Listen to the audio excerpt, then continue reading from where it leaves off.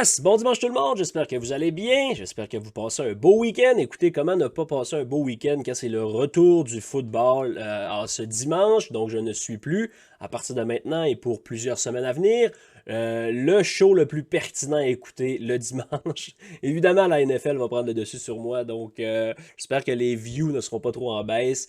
Faire sa part, beaucoup de choses à discuter cette semaine, encore une fois, dans cette weekly prep-là. On va revenir évidemment sur le price action de la semaine passée qui a été très volatile. On va revenir un peu sur ce qui a été mentionné, qu'est-ce qu'on a mentionné également dans le market review du mercredi. Semaine, comme j'ai dit, là, très volatile. On s'en attendait avec le non-farm payroll et la situation actuelle, l'importance des données d'emploi, comme je mentionnais. Par la suite, je vous présente le Pell Trade Lineup pour cette semaine et on regarde les nouvelles économiques. Par la suite, on regarde évidemment d'un point de vue technique, qu'est-ce qu'on peut s'attendre pour le marché la semaine qui s'en vient.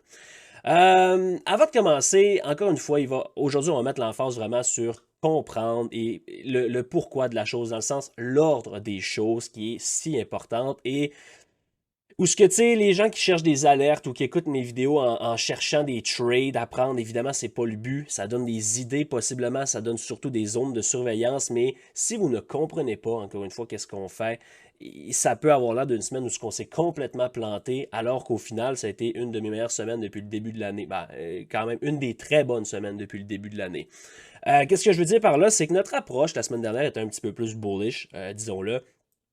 Si on regarde la weekly chart, premièrement, là, je mentionnais, tu sais, OK, ce void-là en weekly est critique, 50% également. Si jamais on vient qu'à à perdre ça, ça devient une zone d'intérêt. Mais le focus était bullish. Pourquoi? Parce que la semaine précédente, on avait tapé à l'intérieur de ce void-là en weekly. Et regardez le close qu'on avait eu le vendredi, là, relativement strong, proche du high ou sinon au high de la semaine.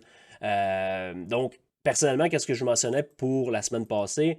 Je mentionnais, j'aimerais qu'on trouve une façon de breaker, holder ce void-là pour rider les all-time highs. C'était ça mon focus, puis je vous mentionnais, une fois les all-time highs take-out avec le non-farm payroll, etc., ben, j'aimerais ça voir peut-être un reversal. Qu'est-ce qui est arrivé? C'est totalement l'inverse. Lundi était une journée de congé, donc c'était fermé, Bank Holiday du côté US et canadien. Donc on est arrivé mardi matin, overnight. On a eu le high de la semaine qui était formé, encore une fois, où, à quel endroit? À l'intérieur de ce void-là en daily, avant de voir un gros lundi négatif, une consolidation et un price action dans un range mercredi et jeudi. Et on a utilisé le non-farm payroll pour driver down à l'intérieur de des zones qu'on surveillait. Là, évidemment, vous voyez le void en daily ici, je vous ai mentionné ça. J'ai mentionné le gap qui était à quelque part là-dedans également et celui-là si jamais on voulait vraiment dégringoler. La chose que vous devez retenir là-dedans, c'est que lorsque ton où ce que tu arrives est différent de ce que tu avais nécessairement anticipé, ben à ce moment-là, le où ce que tu t'en vas également doit être pris en considération. Donc, cette semaine, évidemment, quand on s'est pointé mardi, la façon qu'on avait travaillé overnight faisait en sorte que le bias devenait bearish, contrairement à initialement qu'est-ce que j'aurais favorisé, c'était le upside. Si on devient bearish, on regarde quoi? On regarde pour perdre ce swing low-là, on regarde la zone de support juste en dessous. C'est ce qu'on a fait. Consolidation 2 journées à l'intérieur. Par la suite, qu'est-ce que je mentionnais? Puis honnêtement, c'est un des setups où il y avait personnellement le plus d'intérêt depuis très longtemps. Et je vous amène en 1 heure. Là, on va passer un petit peu plus de temps sur le retour sur la semaine dernière parce que c'est vraiment important que j'en parle. Mais voyez qu'est-ce qu'on a fait? On a consolidé dans un range pendant 2 jours et demi. Qu'est-ce que je mentionnais à ce moment-là? C'est que évidemment, avec le non-farm payroll qui est vendredi que vous voyez ici, c'est un événement qui est critique sur les marchés, fait partie des 3 événements les plus importants, mais particulièrement, en ce moment, je vous dirais que c'est top 1, dans le sens que on connaît déjà, on a déjà confirmé qu'on allait couper les rates au meeting du 18 septembre. Donc, les rates, évidemment, va causer une volatilité également, mais c'est plus vraiment le main driver parce qu'on le sait qu'on va couper. Il reste à savoir combien, mais justement, pour savoir combien, c'est les chiffres d'emploi, non-farm payroll, qui vont principalement driver ça. Et qu'est-ce que je mentionnais, c'est qu'on a un méchant beau range. J'aimerais qu'on utilise le non-farm payroll pour puncher et par la suite reverser. Vous voyez qu'est-ce qui est arrivé, puis j'étais excessivement bullish vendredi, évidemment jusqu'à preuve du contraire, dans le sens, qu'est-ce que ça veut dire? Ça veut dire que quand on s'est levé vendredi matin, le fameux range que je parlais sur l'SP500 avait déjà fadé. Donc, overnight, on avait déjà punché les lows. C'est déjà là, c'est un petit red flag. J'aime pas qu'on donne. Tu sais, je voulais voir le non-farm payroll être utilisé pour liquider les lots et driver plus haut. Qu'est-ce qui est arrivé? On a drivé down en pre-market overnight vendredi. On a utilisé le non-farm payroll pour puncher les highs, chasser tout le monde sur l'upside et on a complètement droppé ensuite, complètement fadé ce mouvement-là. Initialement, je mentionnais ça, c'est des dips que je veux acheter. Ça ne veut pas dire, on va en discuter tantôt, ça ne veut pas dire que ça ne marchera pas, mais le fait qu'on ait été up first fait en sorte que ça ne m'intéresse pas parce qu'on sait que la majorité des événements économiques sont utilisés pour prendre la liquidité et driver l'opposé. Prendre la liquidité, driver l'opposé. C'est généralement comme ça que ça marche. Ici, le fait qu'on drop first, on pop sur le non-farm payroll, on a seulement utilisé ça pour vraiment offrir c'est un gros down day. Depuis fait longtemps qu'on n'avait pas vu ça. Ben, longtemps, pas tant que ça, mais personnellement, en août, là, dans le sell-off, j'étais en vacances, donc une journée aussi lourde que ça faisait longtemps qu'on ne l'avait pas vu. Mais tout est une question de compréhension et de comprendre l'ordre des choses. La semaine passée, lorsqu'on était dans ce range-là, je mentionnais j'aimerais qu'on drop hard. Je veux qu'on trap les shorts pour driver up. Qu'est-ce qu'on a fait finalement? On a trappé les longs, trappé les longs, trappé les longs et on a droppé. Donc, tu veux. Le fait de comprendre l'ordre des choses fait en sorte que, alors que j'étais très intéressé à acheter les dips là-dedans, la façon qu'on y est allé fait en sorte que je ne suis pas intéressé ou plus intéressé pour le moment. On va en discuter dans les prochaines minutes ensemble. Ça pourrait également devenir intéressant, mais du moins la semaine passée, là, c'était plus quelque chose, la semaine passée, vendredi, c'était plus quelque chose que je regardais de la même façon qu'initialement je vous l'avais démontré le mercredi. Donc voilà pour l'SP500, il n'y a rien de trop catastrophique pour le moment. Là. On va regarder du côté du Nasdaq, qui lui non plus, il n'y a rien de trop catastrophique. Qu'est-ce que j'ai mentionné du côté du Nasdaq? C'est un peu la même chose. Vous voyez, là, je mentionnais, je veux voir ce petit gap-là donner un support si jamais on n'est pas capable de breaker. Ben, vous voyez comment on ne l'a pas donné de support. On a complètement blowé, rally à l'intérieur du void avant de repuncher les lows très, très violemment. Le Nasdaq était évidemment encore un gros leader sur le downside. Excessivement surpris, en toute honnêteté, qu'on ait laissé ce niveau-là en place. Si vous la regardez en une heure, j'ai rarement vu quelque chose d'aussi juicy que ce level-là en ce moment. Ça fait longtemps qu'on n'a pas vu ça, mais beaucoup de liquidité qui réside là-dedans. Du côté du dollar US maintenant, ça a été une semaine sideways. Si on regarde, là, on avait un rallye qui a été amorcé, on a trouvé une certaine faiblesse à l'intérieur des niveaux qu'on avait mentionnés. Un certain support également sur les niveaux qu'on avait mentionnés, mais ça a été une semaine là, sans histoire du côté dollar US. Ça a été pratiquement la même chose du côté de l'euro. On a trouvé initialement un support à l'intérieur du void que je mentionnais, consolidation, prise de liquidité sur le lot, belle précision, reclaim ou qu'on a rejeté à l'intérieur du potentiel bloc et le void ici qui était le high of the week. Donc quand même une belle précision, mais une semaine là, relativement sans histoire. Vous voyez, on avait fermé vendredi ici et on a fermé vendredi un petit peu plus haut, mais sans vraiment donner grand-chose. Du côté du VIX, je vous ai mentionné qu'il pouvait s'exciter un petit peu concernant le non-farm payroll de la semaine qui était présent. Il n'y a rien de trop alarmant. Encore une fois, on a trouvé un bid. C'est normal d'avoir un environnement volatile comme on est là. On a réussi à spiker jusqu'à 23 cette semaine. Donc, le VIX est de retour over le chiffre 20. J'attire votre attention sur l'importance de cette zone-là. Rappelez-vous ce que je vous avais mentionné. Oui, c'est un gap qui a été filled, puis techniquement, on veut plus nécessairement y porter d'attention.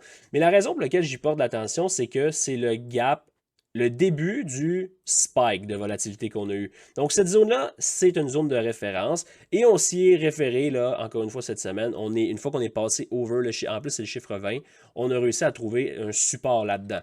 Donc, la volatilité en ce moment trouve un certain bid. C'est quand même intéressant.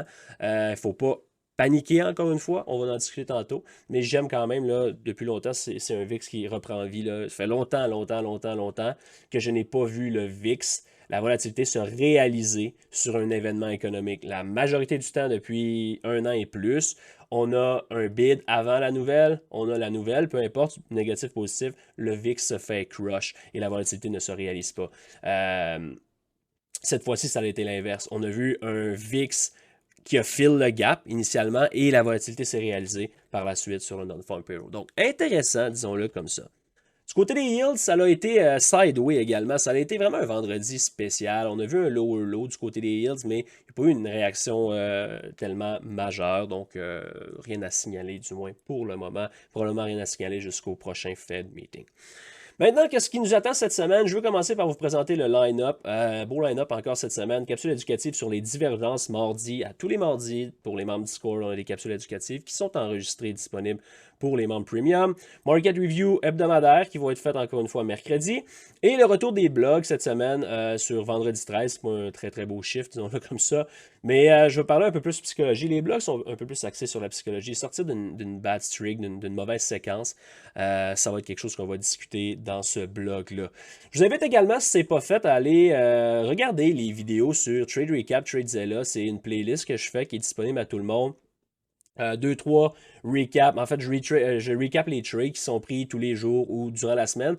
Et si jamais vous n'avez pas le temps d'écouter toutes les vidéos, le vendredi, je prends le temps de refaire un petit round-up sur la semaine au complet. Donc, ça a été posté vendredi. C'est comme ça à tous les vendredis également. C'était une très belle semaine, là, plus de 20 000 US qui a été faite la semaine passée en live dans les marchés. Tout est review dans TradeZilla. Je vous invite à aller voir ça si jamais vous n'étiez pas au courant. C'est quelque chose qui est très éducatif. On parle de stratégie, on parle du pourquoi, du comment. Donc, c'est quand même assez deep et ça vous permet de comprendre un peu mieux qu'est-ce qu'on fait. Maintenant, cette semaine, qu'est-ce qui nous attend d'un point de vue calendrier économique? Évidemment, beaucoup de choses à surveiller encore une fois cette semaine. On commence encore une fois par vous mentionner que cette semaine, encore un gros événement économique avec les CPI le CPI qui va sortir mercredi. Donc, on le sait, dans ce genre de semaine-là, on doit être prudent. Lundi, très très mollo comme journée, pas grand chose d'intéressant côté nouvelles. Même chose du côté mardi. Il y a vraiment là, c'est un début de semaine qui pourrait, surtout considérant la volatilité de la semaine passée et la volatilité de vendredi dernier, ça pourrait être un début de semaine qui s'annonce un petit peu plus complexe d'un point de vue price action. Donc, je serais quand même très prudent en début de semaine, qui nous amène au CPI, qui devrait causer une très belle volatilité.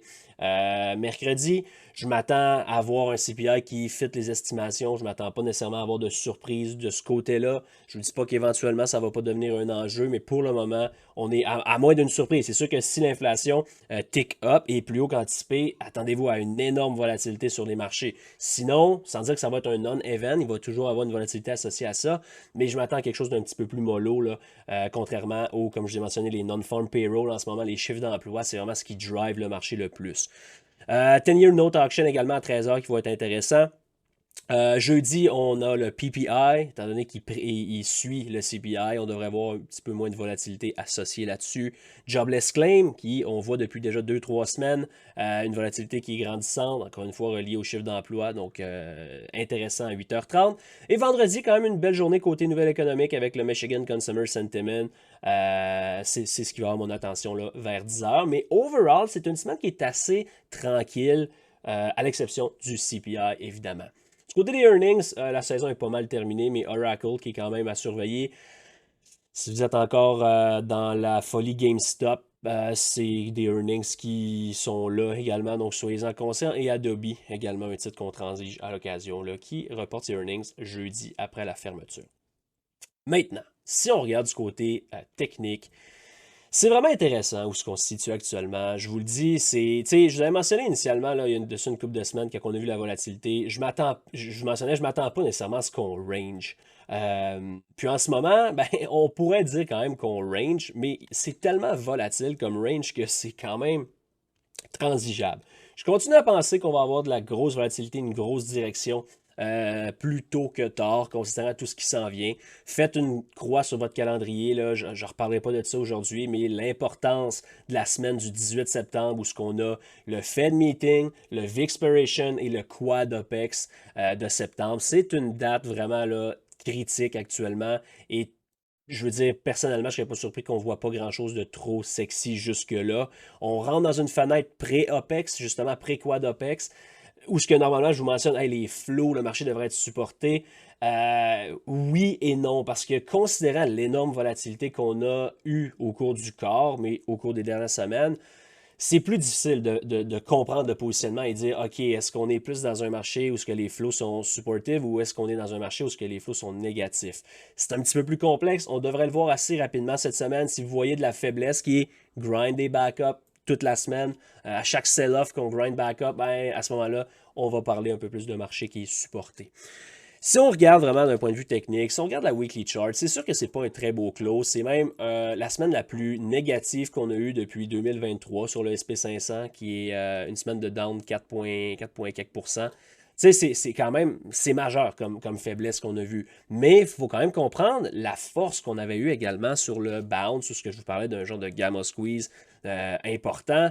Mais tu sais, overall, il n'y a pas de quoi paniquer, encore une fois. C'est juste un marché qui est excessivement volatile. Donc, essayez de couper le noise le plus possible et de vous faire votre propre tête sur ce qui est en train d'arriver. En ce moment, si on prend le low et le high, on est juste dans un retracement sain de 50%.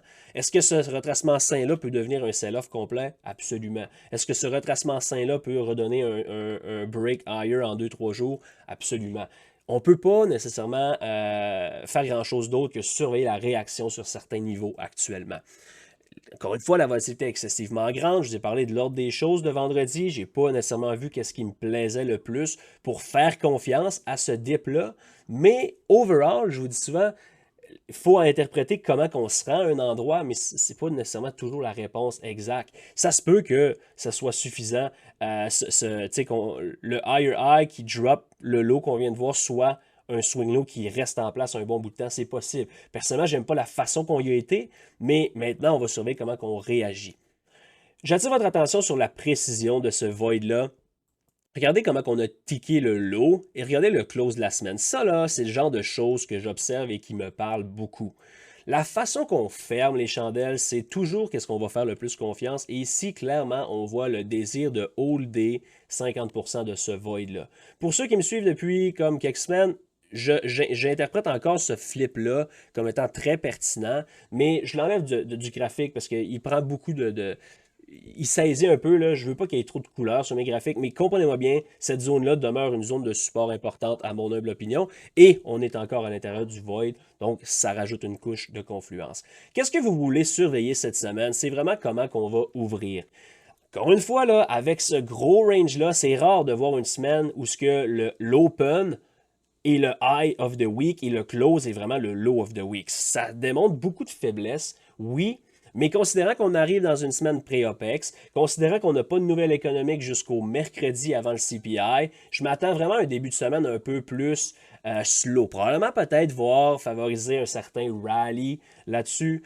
Qu'est-ce que vous voulez surveiller là? C'est est-ce qu'on va être en mesure de créer quelque chose sur ce downside-là? Je ne peux pas vous le tracer maintenant parce qu'il n'y a rien de fait, mais mardi, si mettons la journée de lundi est un inside day, vous voulez surveiller, est-ce qu'on a créé un void ici? Si la réponse c'est oui, ça devient votre référence pivot. Dans le sens que si on reclaim ça, personnellement, on va targeter à ce moment-là le void qui est ici en daily. Et à mon humble avis, si on revient là-dedans avec violence, considérant d'où on arrive, ça pourrait vraiment avoir été une monster prise de liquidité avant de blower off. Mon bias demeure relativement bullish. Jusqu'à preuve du contraire. C'est quoi cette preuve du contraire-là? Ben, c'est justement si on se met à perdre ça et commencer à perdre ces niveaux-là également. J'attire votre attention sur la monthly chart. Monster Week, vous voulez tracer 50% de ça, je veux que ça donne un support. Même chose sur la weekly chart.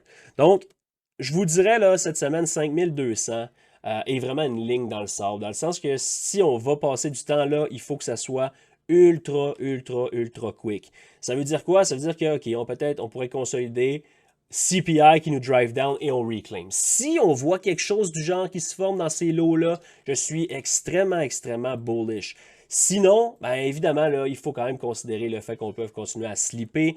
Et bon, ce swing low-là n'est pas très commun de voir one touch V-shape. Rappelez-vous également, comment je vous ai dit de fois à ce moment-là que je n'aimais pas la structure qui était en place dans ce coin-là. C'est la raison pour laquelle c'est mon point pivot. Est-ce qu'on va jouer là-dedans puis on réagit ultra quick ou est-ce qu'on va là-dedans pour passer du temps? Si on passe du temps, ça devient beaucoup plus négatif et à ce moment-là, tout le contexte change. Dans le sens qu'on va parler à ce moment-là de bearish vers le quad OPEX de septembre. Là. Je ne vois pas nécessairement de façon de bouncer avant ça.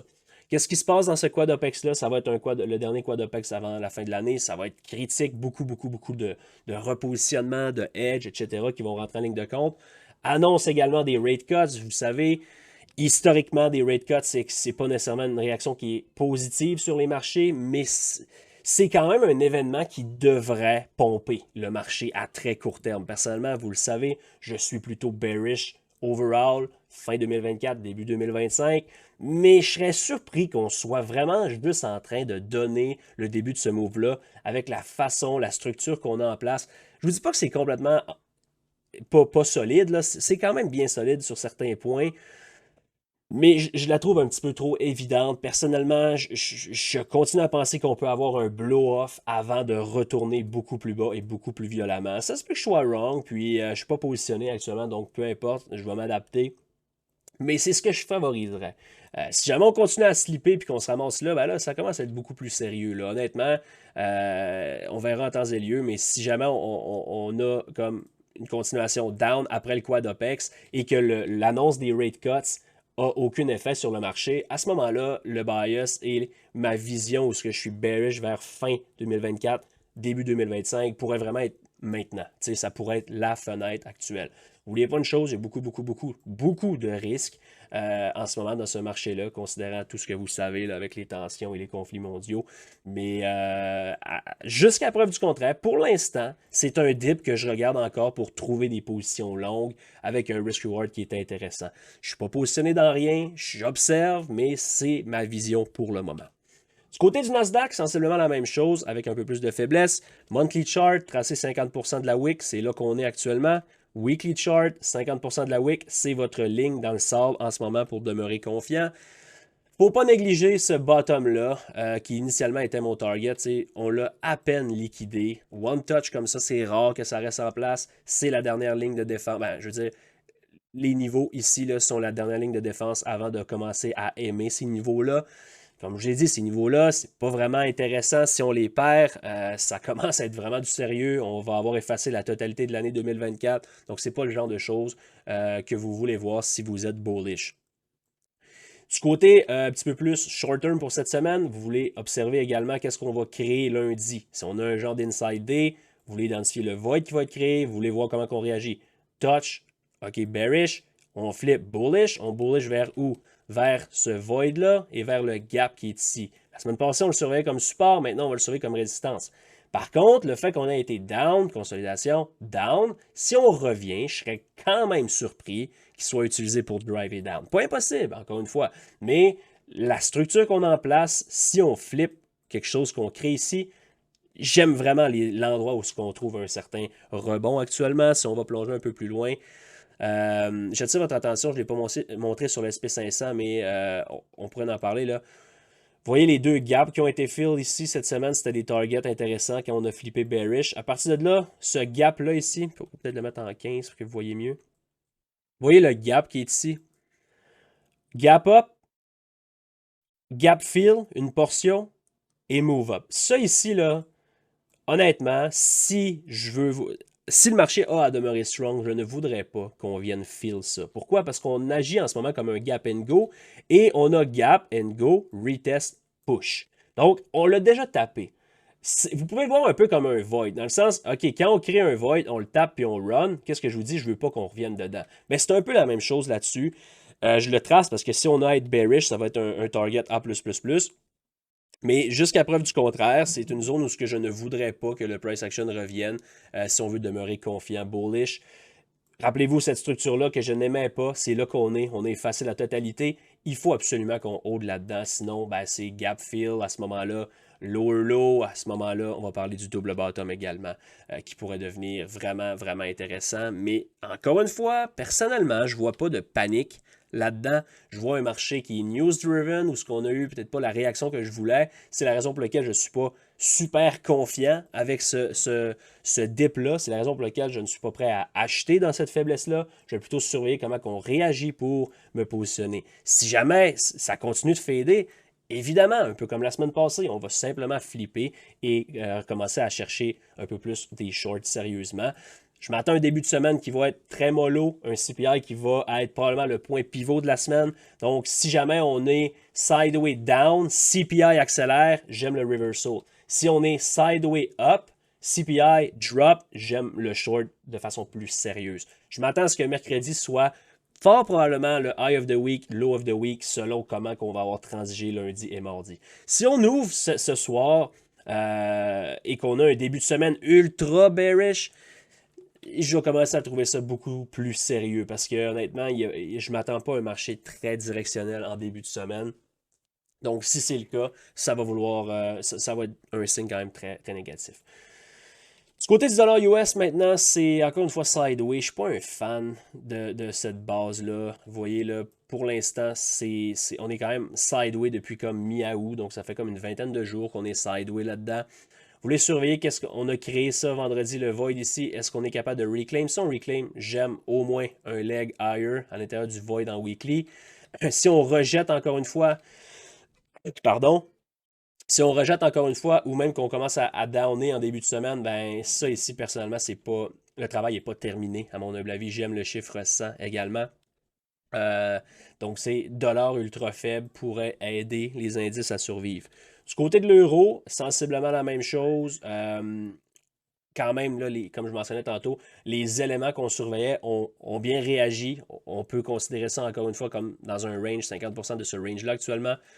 Vous voulez surveiller, en fait, c'est assez simple, là, ce swing low-là qui est ici, considérant le fait qu'on est allé higher, ne devrait pas être retake. C'est pas la fin du monde si on le tape et qu'on réagit à l'intérieur du void ultra quick, mais techniquement, si on parle vraiment strictement de cette structure-là, il n'y a pas de raison de perdre ce swing low-là. Si on perd ce swing low-là, à mon avis, ça veut dire qu'on est beaucoup plus bearish sur l'euro. On pourra à ce moment-là commencer à parler vraiment d'un certain reversal sur ce fake monthly breakout-là qui pourrait nous ramener pas mal plus bas. Si l'euro collapse comme ça, évidemment, le dollar US va rip-off. À ce moment-là, si le dollar US rip-off, ça ajoute une pression supplémentaire, évidemment.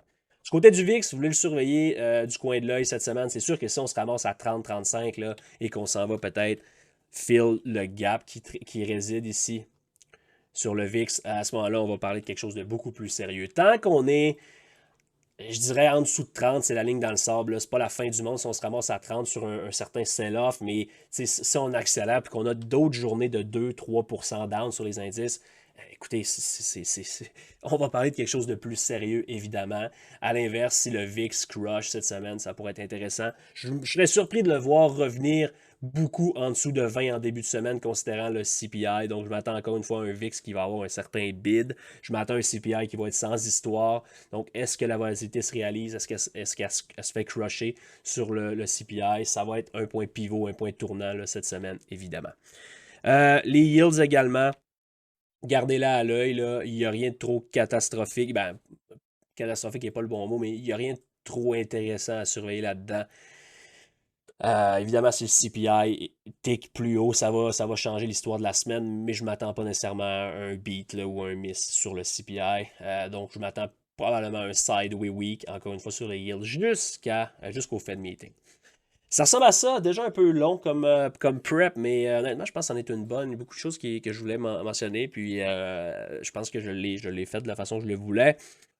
Écoutez, du côté des stocks, c'est pas évident actuellement parce que on est, je dirais que, le scénario de hey, j'aime le dip sur les stocks, où ce que pratiquement j'ai jamais eu mon dip vraiment, là, ben, et l'ordre des choses fait en sorte que je suis encore moins intéressé en ce moment et beaucoup plus prudent. Je vous ai parlé comme durant ce rallye-là, je vous ai dit j'aimerais ça avoir un pullback qui est relativement strong. Mais là, qu'est-ce qu'on a eu? C'est un pullback un petit peu plus strong que les indices sur plusieurs large caps. Et on a eu un pop beaucoup plus strong que plusieurs large caps. Et là, si on a à dropper, honnêtement, si mettons, je regarde un titre comme Tesla, ou ce que j'aime beaucoup, beaucoup, ça ne me parle pas vraiment parce que là, tu as un bull flag break qui semble rejeté. Donc, je serais surpris, sans dire que c'est impossible, mais l'ordre des choses n'est pas bonne. J'aurais voulu voir drop, bounce, lower low, rip off. Ça, j'aurais aimé ça. Là, j'ai vu quoi? Dip, bull flag break, drop, lower low. Ce lower low-là, à mon humble avis, en regardant ce graphique-là, est un méga statement pour nous amener plus bas. Et c'est comme ça sur plusieurs large caps. Qu'est-ce qui fait en sorte que j'aime pas l'ordre des choses et je suis un petit peu, pas mal plus prudent sur un scénario d'acheter un dip en ce moment. Tesla est un bon exemple. Techniquement, c'est pour ça que je vous dis que c'est pas parce que Tesla va à 200 que c'est un buy. Il faut comprendre où ce qui est allé first. Si tu me donnes ça, drop, j'aime 200. Ici, tu me donné un breakout à 235 et tu le ramènes à 200. C'est une toute autre histoire. Je ne dis pas que ça ne peut pas marcher. Je dis juste que les odds sont un petit peu moins en cette faveur-là. Donc, surveillez quand même le chiffre 200 sur un titre comme Tesla, un titre comme Apple. En ce moment, il n'y a vraiment rien de trop catastrophique. C'est un beau pullback à la limite. On a fait un higher low également. Mais tu as d'autres large caps un peu plus mal en point, là, entre autres Google, qui techniquement est down 20% depuis ses highs. 20%, vous savez c'est quoi? Bear market, on vire fou. Honnêtement, c'est un scénario où ce que il faudrait absolument qu'on trouve support bientôt. Un titre comme Google qui se fait scraper de 30-40%, ça va être difficile d'avoir un bid sur les indices. Mais vous voyez à quel point que ça change rapidement. Rappelez-vous combien de fois je vous ai dit on est piné sur plusieurs stocks et les indices ne bougent pas et il y a comme 2-3 titres qui drivent le marché complètement. En ce moment, c'est un peu l'inverse. Les indices sont on-pin, il y a beaucoup, beaucoup de volatilité et il y a quand même plusieurs stocks qui ne font pas grand-chose et il y en a encore une poignée qui drive principalement le marché. La volatilité, elle a été, sans dire complètement on-pin, mais l'événement qui est arrivé, le VIX à 70, là, c'est sûr que ça shake pas mal le positionnement, etc. Et ça démontre là, la volatilité qui peut rapidement se réaliser quand même lorsque ça décide de se réaliser. T'sais. Donc, un titre comme ça, c'est à surveiller, évidemment. Amazon, personnellement, j'aime bien ce titre-là, j'aime bien le setup, mais encore une fois, le higher high avant de voir probablement un lower low fait en sorte que je suis moins intéressé. Je ne veux pas dire que je ne suis pas intéressé, mais je le suis moins intéressé. Un titre comme SQ également que je surveille depuis quand même un bon moment. On a eu un dip, mais c'est la même chose. On est allé up first, donc le downside m'intéresse moins. Toujours en comprenant d'où on arrive versus où ce qu'on s'en va. Si on cherche un d'où j'arrive pour où est-ce que je m'en vais. Mais là, d'où j'arrive, c'est une prise de liquidité majeure à l'intérieur d'un void, à l'intérieur d'un gap après un bull flag. Ça pourrait être où ce que je m'en vais pas mal plus bas, vous comprenez? Donc, l'ordre des choses fait en sorte que c'est complexe d'aimer le dip, mais c'est pas impossible. Considérant qu'on est dans un news-driven market, Quadopex, Fed, rate cut qui s'en vient, 50, 25, on le sait pas, marché du travail qui a de la difficulté, c'est un environnement extrêmement volatile, extrêmement intéressant et ça va être comme ça, un petit scoop pour vous autres, ça va être comme ça probablement jusqu'à la fin de l'année avec les élections qui s'en viennent. Je vois pas vraiment de break, là, dans le sens où je vois pas de pause nécessairement de cette volatilité-là. Si on a allé plus bas, je pense que ça va être volatile. Si on a allé plus haut à blow off, ça va également être très volatile.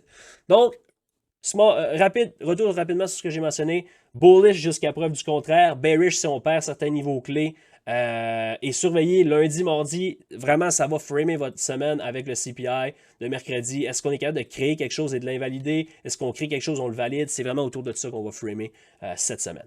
Je vous laisse là-dessus, je vous souhaite une très très belle journée. Écoutez le football en paix, une petite bière, un petit ordi sur le site pour regarder un peu le marché. Préparez-vous évidemment, la préparation c'est la clé en trading.